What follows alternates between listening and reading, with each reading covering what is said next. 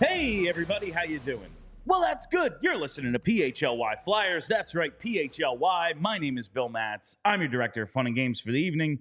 Joining me, as always, Philadelphia's #1 hockey beat reporter, Charlie O'Connor. Hey, Bill. I'm taking some time out of my busy day angering Vancouver Canucks fans to jump on this show. What did you do to the Canucks? I said that they're probably not all that good and they're going to regress because they're collecting 45% of the expected goals and their goaltender has a .948 save percentage when his career save percentage is .911. I don't think any of these are terribly ridiculous. You just got to be a killjoy over there with your facts and your statistics that no one can argue.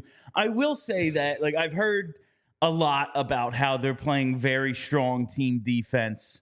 And maybe, like, yeah, you're going to give up more goals when you give up more chances and everything. But, like, if that's kind of part of who they are, the team defensive strategy, maybe it won't regress as far. And sometimes these things, like, in the long term of several seasons, you ultimately see who they are. Mm-hmm. But these things can last, like, a whole year, or at least into the playoffs when you're playing other elite teams every night. Like, yeah, these things, like, they could very well win their division. You know, like, that happens. They've banked they banked a lot of points so far. Like, that's the thing is we're going to talk about some teams later on. Like, once we see Edmonton again and Ottawa again, like, they're going to get to the 20-game mark and go, oh, shit, we have 62 games to do something that's mathematically difficult. Getting out to a hot start, like, not the worst thing in the world. But, yeah, typically when you see a team like them, like Vancouver, I will say that, like, Thatcher Demko's better than his numbers. Like, he's a good goaltender. I mean, yes, he's a good goalie. I don't think he's a .950 save percentage. Well, no, but he's a .950. Well, that's my point, okay. though. All right. Anyway, we have some things to get to today. We talked quite a bit about Cam York and the importance of this game against San Jose. Tonight now, they take on the 0-11-1. Or no, 0-10-1 San Jose Sharks, losing a 12th consecutive game to begin the season will be an NHL record. Flyers chasing history tonight. The most important game of the year. I think we should start out with just... You've really decided this is the most important game of the year. It is. There's one must-win game on the schedule all season. Now, listen, if they end up looking strong into the spring and it's like, oh, they can get into the playoffs if they win, okay, then those are going to be must-win games. Right. I don't believe you or I think that is going to happen. So you're just looking at this from a sheer embarrassment standpoint? From a sheer, you cannot lose this game. You can't. It's off the table losing. If it goes to overtime, quite honestly, that's embarrassing. But anyway, I want to start out with the Flyers side of this. Okay. In terms of who needs a big game tonight. And I want to start out with a man we spent a lot of time yesterday speaking about. It's Cam York. Okay. Cam York benched against LA. They lose 5-0. Like, the Flyers need a bounce back just in general after losing 5-0. Yeah, it was a dud of the game. They need to play better. Cam York is emblematic of that, I believe. He's only got a goal and 3 points on this season. We need him to generate offense. He's got 0 points on the power play thus far.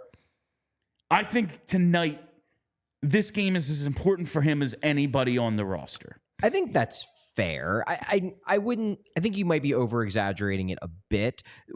I'm obviously not on this trip yet. I'll be joining the trip tomorrow. But the Charlie only going to Southern California has no time for San Jose. I mean, it's very expensive. Anyway. The reporters who are on the first leg of this trip did ask John Tortorella yesterday, did you speak with Cam York? And basically Torts said, yeah, I talked None to them. of your business. No, he said, I talked to them on the ice. Like, what do you mean? And then it sort of hit him. He's like, oh, you mean because of Saturday? No, slate's completely clean. It's fine. No worries.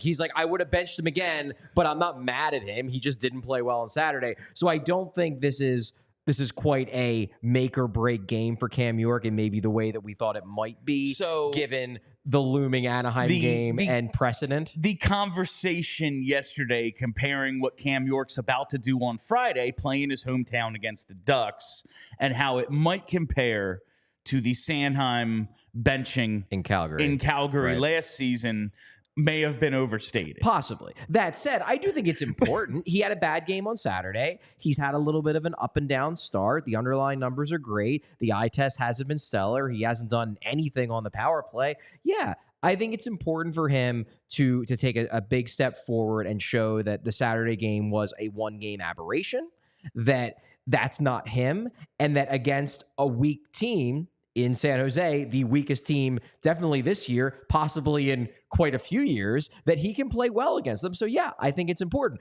I also just saw your eyes light up, so I think you might have just seen the big news. I just recorded my best bets segment for tonight, and this is kind of the thing about doing these early for, we're doing the show at 2.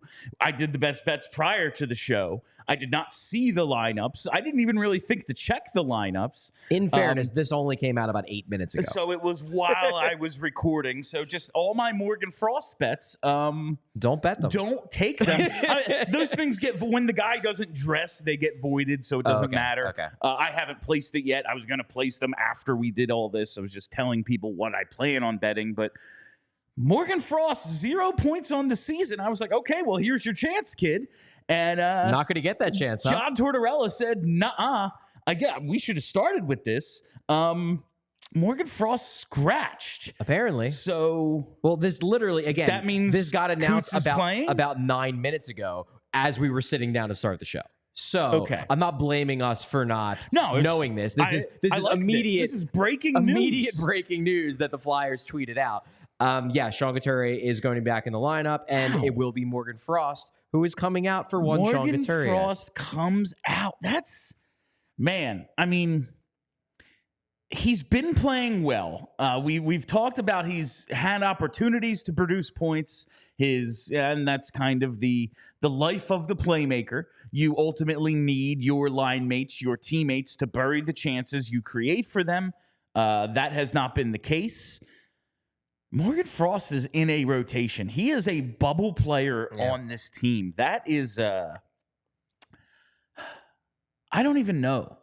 Like, he's an NHL player, right? Oh, absolutely. Yeah. Watching him play, is he a difference maker? Not to this point. We were waiting to see if he could take that step and be, all right, 45 points is nice.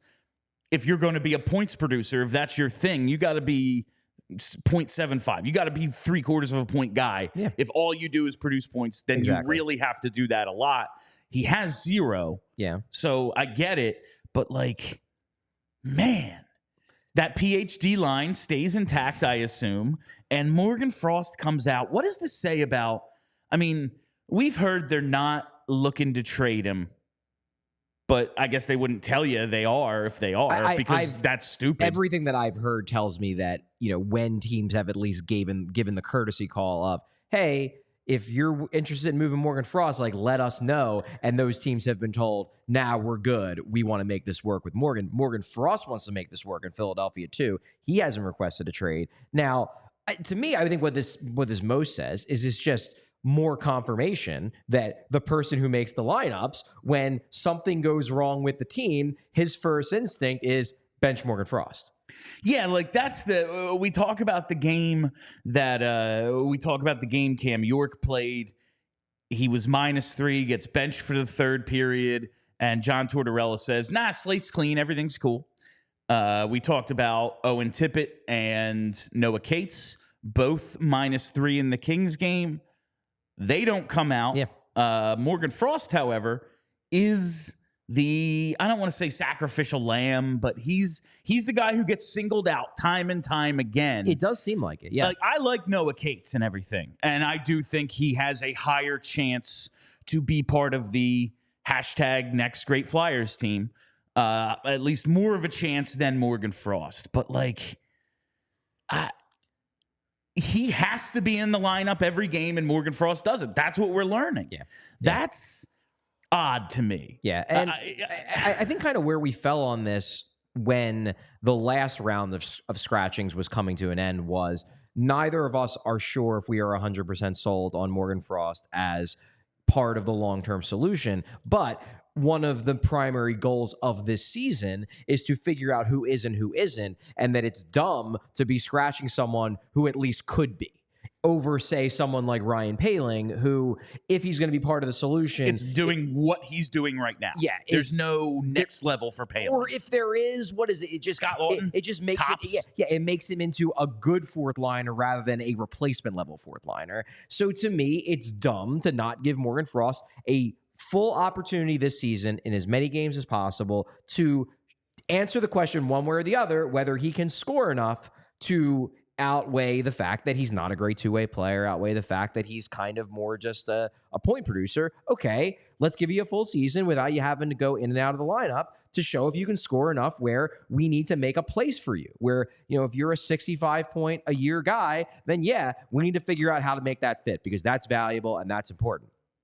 It doesn't seem like John Tortorella shares that sentiment. His view is that, hey, if the Flyers have a bad game, I need to shake things up. Obviously, like they need to. If Sean Couturier is healthy, they need to get him in the game. He's a real good player. Is playing. That part I understand. But that Morgan Frost is the first guy out, and that just shows you what the coach thinks of Morgan Frost.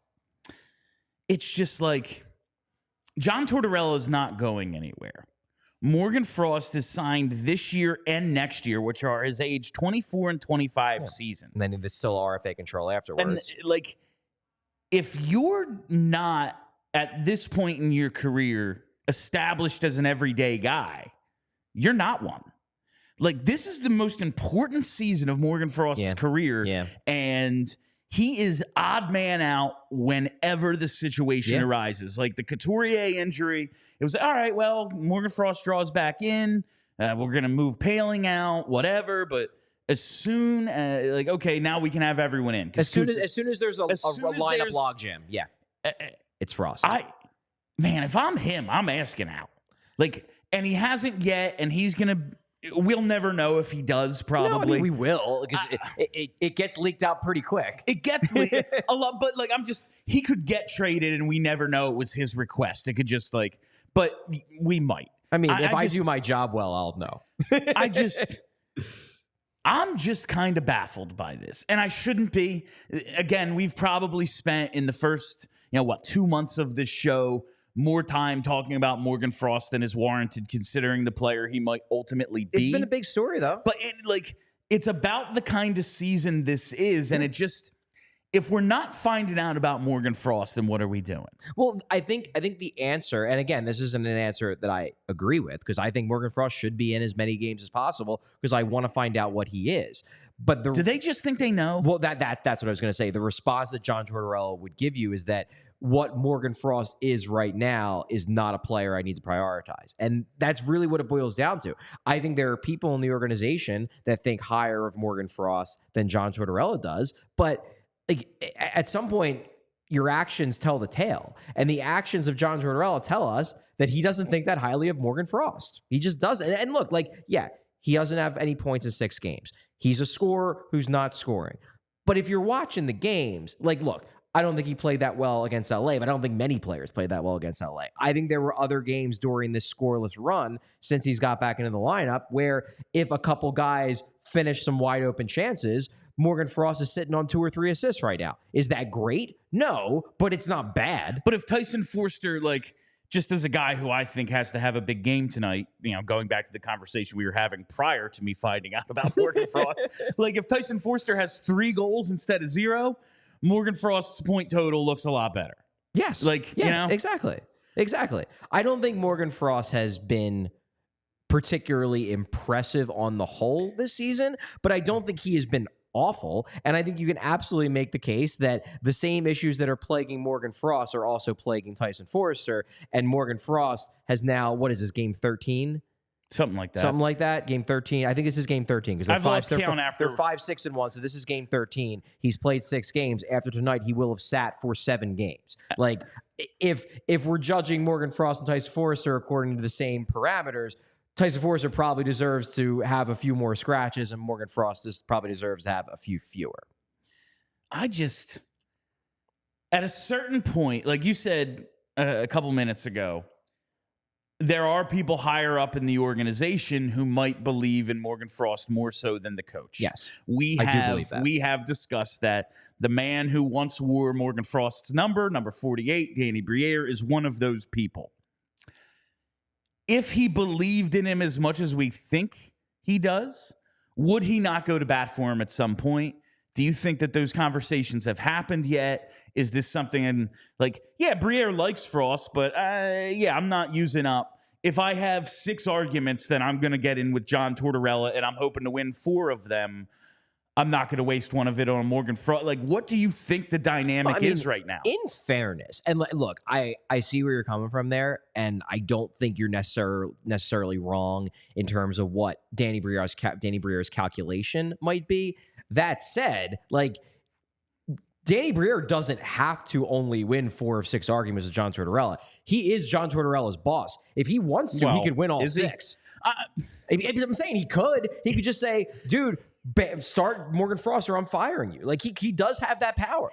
I wonder if he actually, like, by how we believe front offices and organizations are set up, yes, he is John Tortorella's boss. However, we have heard this thing with Torts, Jonesy, and Danny. Yeah. We've referred to it as a triumvirate. It's a collaboration. That's what they've referred to it. It's a collaboration. This is a team. We have our, internal discussions, and then we all kind of, that's the way. I mean, that's the way all businesses work. Like, you and I might disagree about something, what we're going to do on the show. We come to a conclusion, and then whether you won or I won, we carry out what the plan was, because that's the fucking plan now. Yeah. I wonder how much authority Danny actually has over Torts. I think it's reasonable to say that. Like, can he just go, if they have a knockdown, and, like, should John Tortorella be fired over scratching Morgan Frost? No, of course not. If you believe in him as the coach of this organization, that's fucking stupid. Yeah. But just the idea, if they have a knockdown drag out and Danny's like, you're fired. Like, is Jonesy going to go to him and be like, you can't. No, he's not. you can't do that. Like, yeah. I really want, and that's another thing. Like, we just might never know. Yeah. But that's the type of thing we probably will. We can draw certain conclusions. Like, I think John kind of over the NHL roster, he has the authority. I think we can draw the conclusion that at the very least, Danny Briere, if we're presenting this dichotomy correctly, and I think we are, in that Briere likes Frost more than Torts, that at the very least, Briere has either been swayed by Torts' arguments that so far Morgan Frost has not been that impressive, and that this is not going to destroy his development, this is not going to destroy his place in the organization for him to sit, either that, or Briere has made the calculation that this isn't a hill worth dying on. And I think it's reasonable for you to speculate that if he's made that calculation, then maybe he's not as willing to go to bat for Morgan Frost as we thought he might be. Like, I just think of you and I both often quote Moneyball. We're both big fans of that film. Yeah. Like, I just remember they're trying to get Hatteberg at first base, and the manager wants someone else. Mm-hmm. And he's like, I control the lineup, so you can't tell me who to play and who not to play. And so ultimately, Billy Beane just fucking trades the guy. He's like, well, now you can't play him. Like, if we were to see Ryan Poehling traded, like, I don't think we're going to see Noah Cates traded. That would be surprising. No. But I'm just like, somebody who is in this log jam, and then now you're forced to play Morgan Frost. Yeah. Then I would be, okay, Danny actually does believe in Frost. If we don't see that happen, then I got to believe, he's fine with it. I also think that something that might be playing into this, and this might be the way that Tortorella is positioning it to Briere, is that we need to see more from Morgan. And I want him to respond to this. I want him to respond to this by basically saying, like, fuck John Tortorella. When I go out there the next time, I'm going to prove that asshole wrong. And, like, that might be the way that it's being presented. Because, look, Danny, I think, does like Morgan Frost. But Danny Briere can read a depth chart, and he can see that, hey, Jean Couturier looks pretty much back. Cutter Gautier's coming. Noah Cates probably ain't going anywhere. So the spot for Morgan Frost in this lineup, and I don't think he can play wing. Yeah, it's not as obvious. So maybe they are looking at it. Maybe the way Torts is positioning this to Danny is, hey, if Morgan Frost is going to be a part of this, he has to bang that door down. And if he's going to be a guy who can bang that door down, he has to be a guy who can respond to something like this when he comes back in and then just explode and give me 15 points in 10 games. Oh. So like that might be the way it's being positioned, and maybe Briere has thought about it, and he's like, yeah, you know what? That's fair, because as much as I like this guy and as much as I believe in this guy, is he better than X, Y, and Z? Yeah, and does this version of Morgan Frost actually fit in the future? And Briere might be like, I'm not sure, but maybe a Morgan Frost that we push and we push and we push, maybe that one can be. So that could be part of it. That could be the way that Briere is justifying it to himself. We're talking about decision making right now, and listen, I think this time of year we could all use a little help making some better decisions. I would agree with that. I know with football every Sunday, tons of hockey games, not to mention holiday parties, everything else going on this time of year. I'm going to be taking in a lot of calories. And as Barry Schaefer points out, look at Charlie. This guy lifts. Oh, my God. In comparison, look at Bill. He probably doesn't. I'm going to be taking in a lot of calories and a lot of carbs, specifically as a beverage. Now, I'm told that's not the best choice for maintaining a healthy lifestyle, but that's where Hero Bread comes in. Hero makes sliced breads, buns, and tortillas that are available on hero.co and Amazon. I've been making a ton of quesadillas with the tortillas, but all of their products have hit the spot for me.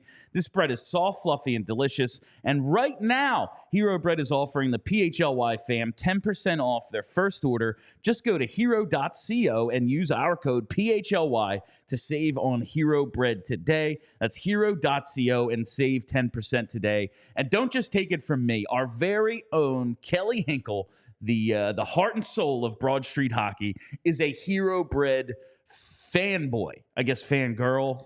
She uses Hero Bread. She is an loves absolute regular consumer of Hero Bread. She absolutely loves it. She gets the thumbs up. So if you're looking at me like, I'm going to take like lifestyle advice from Bill. Now, Kelly runs like 5Ks. She like probably can squat more than me.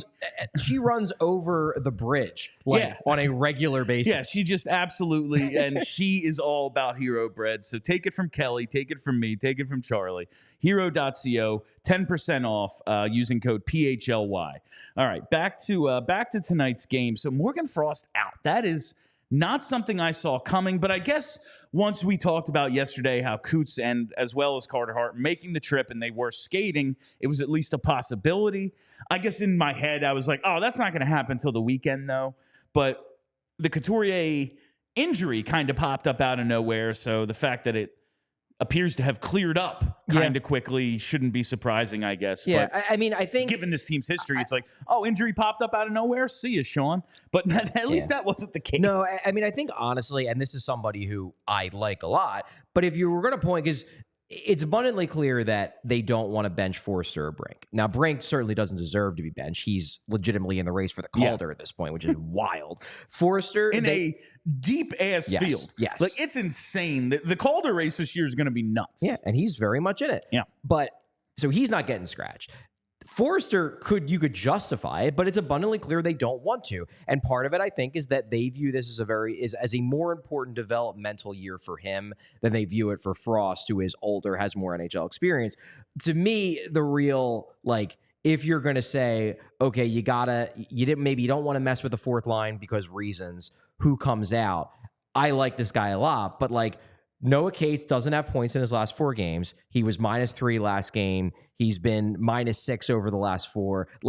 If you wanted to, you could make a case that Noah Cates deserves to be scratched more based on the past 4 games, which is all that Morgan Frost has gotten because he was scratched for 2 weeks before then, that Noah Cates deserves to be scratched more. But again, this goes back to what I was saying, where John Tortorella very much is convinced that Noah Cates is part of the solution long term. He is not as convinced about Morgan Frost. So when he has a choice between one of those two guys, it's Morgan Frost who gets a scratch and not Noah Cates. And that's, I guess, like my list of dudes who need big games tonight, or at least like I want to see, like you're out there against an AHL team.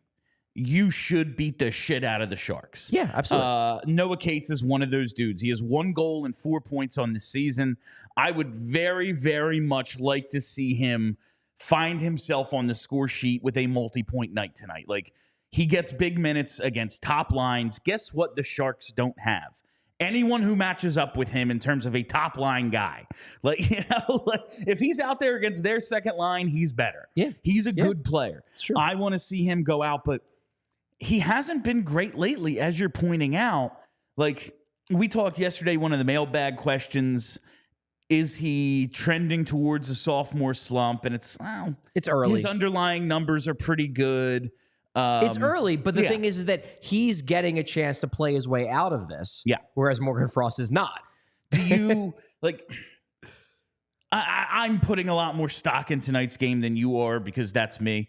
But Fair. Like, I mean, you're allowed to. But when you see an obvious mismatch like this, you see Noah Cates, like, okay, you get a lot of tough shifts. There aren't any tonight. Don't you need to kind of see, when you believe he has a matchup advantage, don't you kind of want to see it? Like, okay, you got chosen to play over Morgan Frost. Show it. Like, that's something I want to see tonight. I agree. I mean, look, I'm not saying this game isn't important. I'm not saying that guys I really want to see Tyson Foerster finally get a goal tonight. That's because huge. He desperately needs a goal. Yep. Like, apparently, and again, I'm not on this trip, but apparently they stuck Foerster at net front on the power play at practice yesterday. And like, on one hand, he has that great shot, but the way Tortorella explained it was like, look, I'm just hoping like a puck bounces off him and goes in and that loosens him up. And you know what? He's a big dude. Why not? Yeah, no. When we talked about the insanity of Morgan Frost in front, like Tyson Foerster at least has the build for it. Yes. Like, he's a bigger dude. I want him to be more of a sniper than your prototypical power forward. Like, I don't want him to be Mike Knuble. Yeah. But if that's another element to his game and that takes him from potential 25-goal scorer to potential 35-goal scorer because he has that extra element, dope. And if it just gets him out of his own head. And like, for right now at this moment, like, yeah, if he takes one off the elbow and it goes in, they need that. Yes. Like, he needs it for him. Exactly. I'm expecting 2 out of Foerster tonight. I would love that. Love to see that. But yeah, and I think this is another thing that it's a real bummer for Frost because here's his chance. Well, and I'd like to think that players aren't necessarily doing this, but they are. They all had this game circled in their heads. It's like, man, I'm not scoring that much. We got the Sharks coming. No, that's going to be the slump buster. They're giving up almost 5 goals a game, and they're getting .869 nice save percentage. They're fucking horrible. This is pad the stats night. Yeah. Like, if you have no points like Morgan Frost, you want some. If you're Owen Tippett and you only have 2 goals and that's not enough, you want to come out of this with 4 goals. This is the equivalent of being on a power play. Yes. It's like, this is where you get your points. Yeah. You get your 60-minute power play. You get your points against the Sharks. You get your points against the bad teams. The Sharks only get 41% of the total shot attempts throughout a game. Wild. You're basically on a 60-minute power play. Yeah. This is the night. And now certain guys one guy won't be afforded that opportunity. I can see that being a bummer, but hopefully he draws back in on Friday or Saturday, and he does take this as, fuck you, I'm going to go out and do my thing. But will he? Probably not. Because we saw what happened. We saw what happened the last time. He got scratched. They started playing well. Well, you thought, it'll be one game. Then they won. They beat Vancouver. They beat Edmonton, and it was like, oh shit, we can't get him back in because the team's playing so well. If they do what they're supposed to do against the Sharks and beat the crap out of them, I don't think he comes back in for Friday. Do we know who's in net tonight? Arison, apparently. It is Arison. So Hart is not yet ready. Cal Peterson is the backup again, but it seems like the possibility is open. I think Kevin Kurtz reported that yesterday because he's on the trip. I think he reported that there's some thought that Hart might be back for the weekend, which therefore would prevent them to have to see Cal Peterson play another game. I think that's probably what they're hoping for. Listen, I am all for if we get down to it, like all of March, Cal Peterson starting, sure. But like right now, we're trying to evaluate dudes, Yeah. and it's impossible to evaluate guys if 1 out of every 3 shots is going. I did make that joke in the press box that like the Flyers have made it very clear that they are not tanking. However, at least now they know that if they wanted to, they could. Oh, they have an option. Like they have the button. Like all you got to do is push this button and the tank is on. Yep. But I do not want to see them push that button until they're like definitely out of it, because it's impossible to evaluate guys. All right, I do want to talk just a little bit about the Sharks themselves. Okay, let's do it. And just what makes them so bad. You have a lot of interesting data points here. Just to start, in case you're wondering, like I said, going winless, or I guess losing your first 12 would be an NHL record. So the Flyers can set and help the Sharks set a record by defeating them tonight. Suddenly, 10:30 p.m. on the East Coast is must-watch television for Flyers for hockey fans. We're not doing a post game tonight, and like Ava's like, oh, so we can like. I'm like, no, I'm gonna be watching. like you can't just watch in the morning. No, this is the biggest game of the season. But just like I proposed the question: why are the Sharks so bad? Like they're horrible save percentage. They don't get any shots. They don't get any scoring chances. They give up almost 38 shots a game. There's a lot of reasons why they're bad. They're just bad. Why? Well, first of all, Mario Ferraro and Kyle Burrows are their top defensemen by minutes. They both play like 21, 20 minutes a game. How much has Marc Edouard Vlasic fell? Like this is a guy who he makes $7 million a year. This is a guy who at one time was a legitimate top pair defenseman. Like I think he made Team Canada. Like this isn't a guy who this isn't a Jack Johnson situation where hockey men convinced themselves that a bad defenseman was good. Vlasic at one time was very good, and now he's just trash. And like that's the defense offensively. Now, actually, in their 10-2 loss to the Penguins, they managed to score 2 goals, which took their goals per game average from 1 to 1.09. Making progress. They now have, in 11 games, they have 12 goals in 11 games. Yikes. It's truly unbelievable how bad their offense is. And then you look at the goaltending. Our old pal, Mackenzie Blackwood, as well as Kaapo Kahkonen and something called Magnus Krona. Again, this is one of those like, is that a real person? No. Is that a real person or is that a paint color? They are giving the team .869 goaltending, which is just absolutely hilarious. So I proposed the question, why are they so bad, on Twitter, and I heard back from my old post-game co-host at JHockeyFan. He's my guy. He said, this is the problem with the Sharks. They don't have enough talent to create easier scoring chances, so their forwards and D pinch down to cheat for potential chances in the hopes of creating something, leading to odd man rushes and massive breakdowns. And, of course, with bad goaltending, that's never good. And, like, he showed me a clip of the Sharks bench, I think, from Saturday's game. And it's just someone on the bench, probably the coach, just screaming, stop cheating for fucking offense. Because they keep getting caught in these situations. And I think back to last season with all of a sudden, like we always heard Kevin Hayes, good two-way player. You know, like that was his thing when they signed him. Like, no, he's not going to be a point per game guy, but he'll give you some offense and pretty, at least decent defense. He can play on the PK. And then suddenly John Tortorella comes to town and goes, yo, this dude is horrible defensively and he's not even a center. Not even a center. And I tried to make the point, like, this team cannot score. He's a guy with some offensive talent. Yeah. He's trying to cheat for a little bit of offense, and that's why it looks like he's not back checking. That's the Sharks' entire team. Yeah. Like, that's what it looks like is going on there, is they are so devoid of offensive talent. And Jay said that the only guys who are creating consistent chances are Hertl, Zetterlund, and Eklund. Yeah. Thomas Hertl has like 3 points. Yeah, well, Hertl's their big guy because really the two remaining guys on that team are Hertl and Logan Couture. Logan Couture has not yet played this year because he's injured. So that basically leaves Tomas Hertl, who real good player. I like Tomas Hertl, but if he's literally the only guy. Now, your buddy, with JH Hockey? Hockey fan. Like, William Eklund is interesting because he was a high draft pick. He's got talent. That said, like, from what I had heard from people, he was good, not amazing in the AHL last year. And it doesn't look like he's going to be the impact guy they hoped they were going to get, at least not yet. When they took him, I think he was like a 10th or 11th overall pick. So there's talent there. Then you got guys like Anthony Duclair who, like, look, you put Anthony Duclair on a good team where he can be a secondary scoring option like he was with Florida, and he's a darn good player. But if he's one of your offense drivers, you got a problem. And I think that's like he is one of their big name players. And again, as I said, on a team like Florida, he's great. Like, he'll rack up the points because he's not getting tough minutes. But if he's a guy you got to shut down, you can shut him down. No, he's a fine middle six player.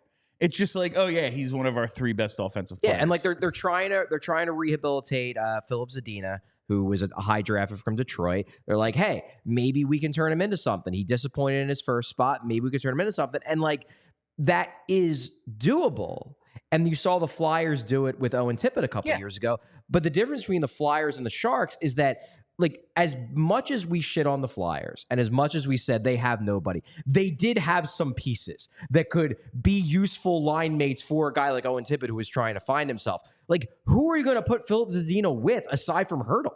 Charlie, like, we joked coming into the year that the Flyers have one of the worst blue lines ever assembled. And, like, it turns out, no. Travis Sanheim can handle these minutes. Yeah. Like, Zamula is ready to play. Sean Walker, not just a guy. He's actually kind of good. He's pretty good. Yeah, like, they actually have some pieces.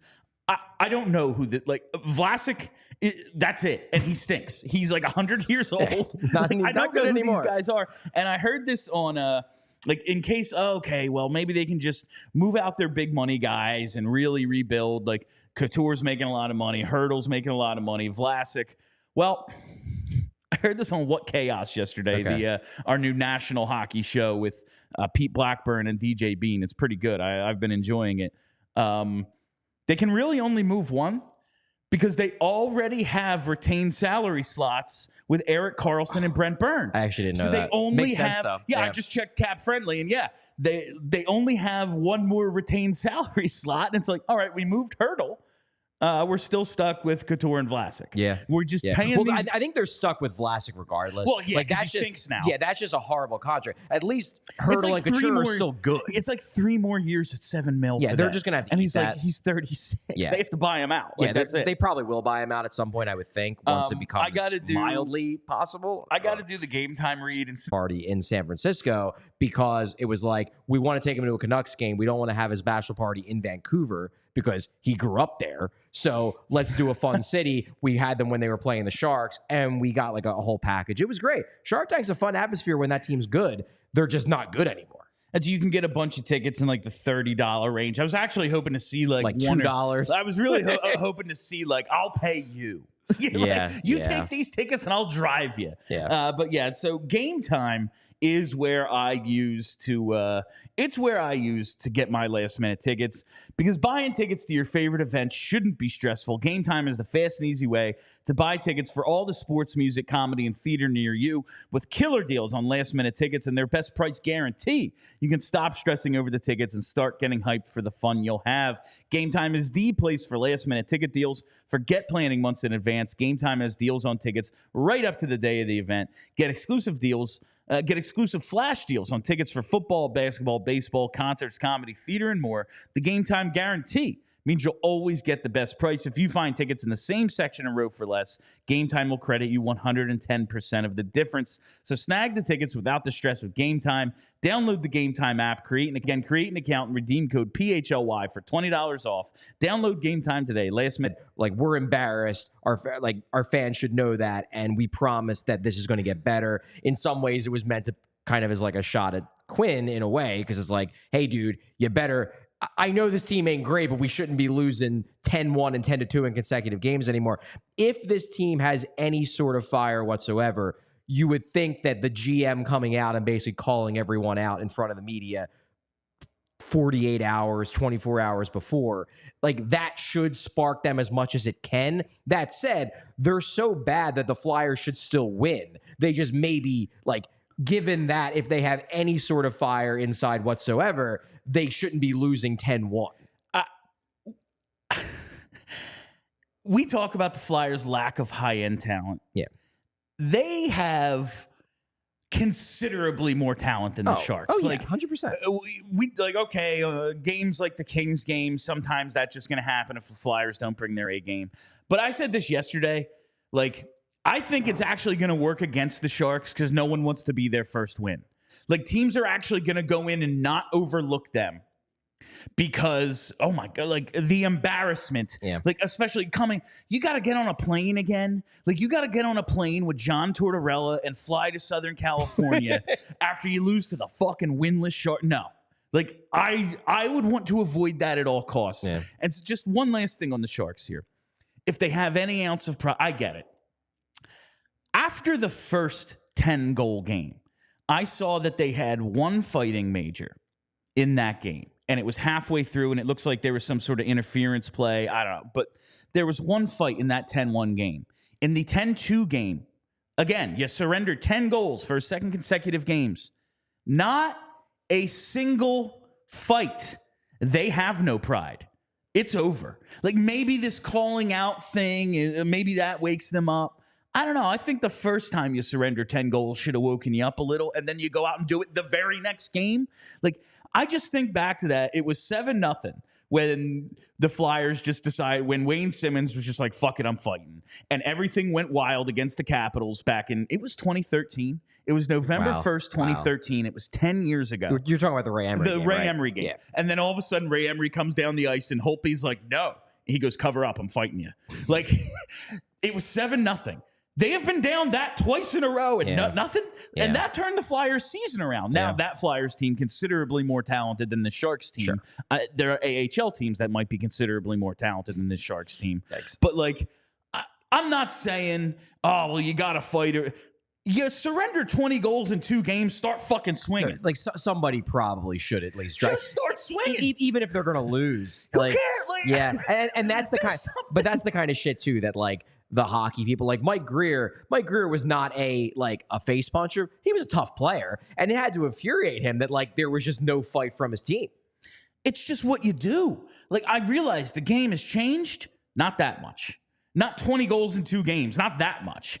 All right, let's wrap today's show up with some of the leftover mailbag questions from yesterday's Mailbag Monday. We'll probably not even finish these today. And, it'll be Mailbag Wednesday and whatever. It's just a perpetual mailbag day. But let's get to some of the leftover mailbag questions from Mailbag Monday. We will lead it off with SG Bunch of Numbers, our old pal. SG Bunch of Numbers. I love it. Like I say it because it's like a funny online insult, but he's a good. He always has questions for us, and it's just funny. And his handle is like SG and then a bunch of numbers. This is a good one. Really trying to get my girlfriend into hockey. She's a big baseball and football fan. Charlie, what's your best argument for hockey being number one? You know what, honestly, and this will always be my go-to. Especially when you're dealing with people who are sports fans, fan of other sports. But like it's not like you're trying to get someone into sports. You're trying to get someone who is already open to the concept of sports into hockey, and this will always be my go-to. Take her to a game. Hockey is so much better in person than it is on TV. It's gotten better on TV because of high definition. It's better than it used to be. But hockey is just a game where you fall in love with it because you watch it up close and you watch it in person. It's so much faster. The skill is so much more apparent. It's just fun. And ideally, take her to a game that's already a good atmosphere. Like, I mean, I'm not saying like go on a trip, but hey, like if the two of you are going on a trip to Denver because it's a cool city, take her to an Avs game. That's a blast of an atmosphere to be in. They're live. And like, I mean, everybody's singing all the small things by Blink-182. Nate McKinnon's flying up and down the ice. Cale Makar's doing crazy shit. Like, that's the kind of game that turns someone from I like football and baseball, but not hockey, into, this sport rocks. That was exactly what my thing was going to be, because mentioning football, like, I love football. I got Eagle sticker right here on my laptop. You actually pointed to the Cape May one. I did, because I'm looking in the thing, and it's... I just had to give you a little shit for that. It's mirror. I'm terrible at that. Like... Football's a TV show to me. I actually hate going to games. Yeah, it is better on TV. I'll go to like one a year just because like you got to experience it. The atmosphere is great, but I do agree that it's a made-for-TV sport. It's a TV show. Yeah. Hockey, it has gotten better with the HD. Like if you go back and watch like Toronto the last time like they were in the second round, like the Ronick, like that shit could have been filmed in the 70s. There's no difference. Like you can barely tell. Other than the color, like, it's just it's basically the same. Like now it looks great, but live hockey it's the absolute best. It's like so good. I go to my local rink and watch my old high school team and I get into it. I'm like, this is kind of sick, even though it's like slow-mo South Jersey hockey. Like live hockey is awesome. So absolutely take your girlfriend to a game. That's the best argument for hockey. Yeah. From just the best, maybe one of the best handles on hockey Twitter, our pal Eamon at Gin and UC. How much of the opening stretch of quality play, backed by strong expected goal differentials, do you think is a product of the Torts conditioning advantage versus tangible, lasting development? I think, honestly, an interesting way to ask is I want to ask your opinion as well. Like, let's try to put a number on it. Because I think we both agree that there's something to that, but how much? I would maybe say, let's say like 15, 20%. Is due to the conditioning advantage. Yeah, like I think it's impactful, but I don't think it's the whole thing. Like I see what they did, and I just think there's a lot that goes into what we're seeing out of this team right now. Like early on, we're surprised by how well they're playing against really good teams, and it's like, all right, well, you look at Edmonton, they're a shit show. All right, you can kind of, all right, like yeah. Sean Couturier makes a great play against Connor McDavid. Like, that's tangible. Sean Couturier's a Selke, when he's at 100%, a Selke contender. So it's like, okay, but also Edmonton's bad. But you look at how they beat Vancouver, and, like, Vancouver's off to an awesome start. You look at how they lined up with Vegas, and Vegas is the best team in hockey right now. They beat him in the last 30 seconds. Like, that was a really good game. Yeah. I do think there is tangible improvement. Like, Travis Sanheim isn't playing this way because he's in really good shape. He's playing this way because he has improved himself. He's also in really good shape. Well, I mean, like, but again, this is why it's like a percentage. Yeah, and that's like the overall, like he has improved maybe his conditioning to the point where it's, oh, we can count on him for 26 minutes. Yeah. But that's tangible improvement from a guy who I was like, I know you like him as a second pair guy. I think he's okay. Mm-hmm. You know, like he has improved. You see Bobby Brink. He wasn't here last year. That's tangible improvement. You see Owen Tippett. He's a better, like he's going to start taking over games again. I think they have pieces that have come together, but the structure and now pushing for offense after last year, like I do think there is something to Torts, but I don't think it's just, oh, yeah, well, in December when everyone's caught up, things are going to go the other way. Like, I think the structure Torts imparted on this team last year, and now they're opening it up a bit for offense, has led them to just be a better team. I think if you're talking about the conditioning advantage specifically, like I do think that the first few days of camp, really the camp as a whole, but especially the rope skate and everything, it does drive these players to work a little bit harder in the summer just because they don't want to be embarrassed. They don't want to be the one throwing up on the penalty box. But I also do think if you're talking about conditioning advantages that are sustainable, like, and I'm not saying this to try to act like these players wouldn't have worked hard in the summer had John Tortorella not been the head coach. However,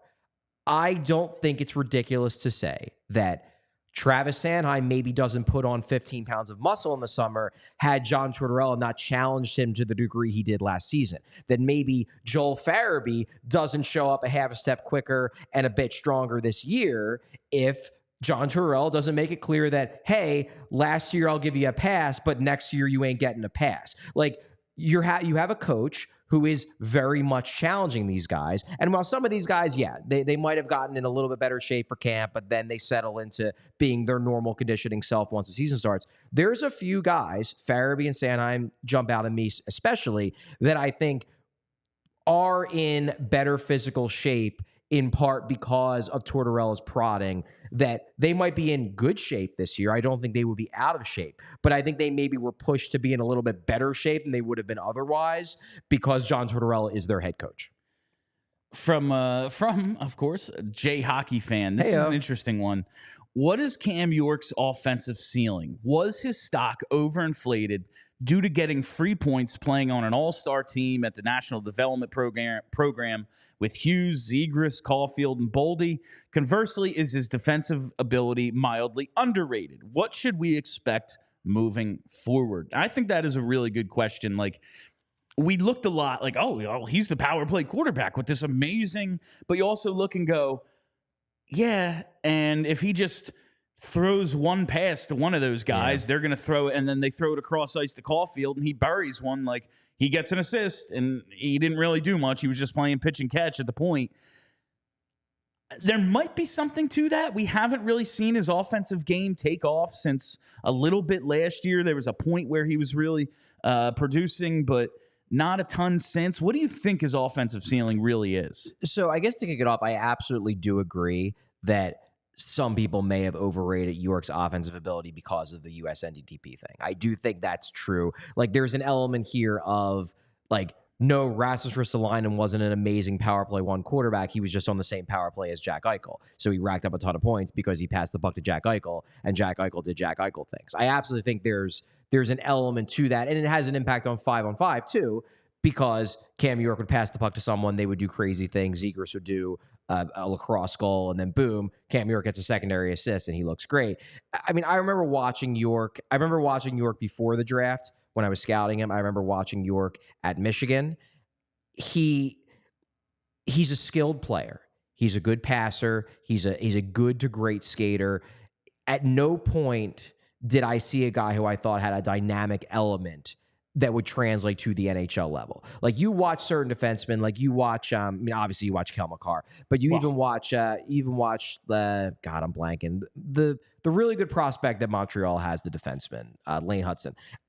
You watch him, he has a dynamic element. Shane Gostisbehere had a dynamic element. You could see that at Union. It was obvious that he had a dynamic element. Yeah, he won a national championship for fucking Union. Yeah, like I never watched Cam York and thought, like, man, he is going to be this dynamic NHL playmaker. I did watch him and thought, this guy can be a puck mover. This guy could be a good all-around defenseman who can probably be a power play 2 guy. I think that still holds for me. And, yesterday I was going back, catching up on my tracking. I was tracking the Edmonton game. And that was one of the games on ESPN Plus, so I wasn't even able to watch that. So it took an hour and a half. Yeah, because I wasn't able to watch it at double speed like I can when I'm tracking games that are on YouTube TV.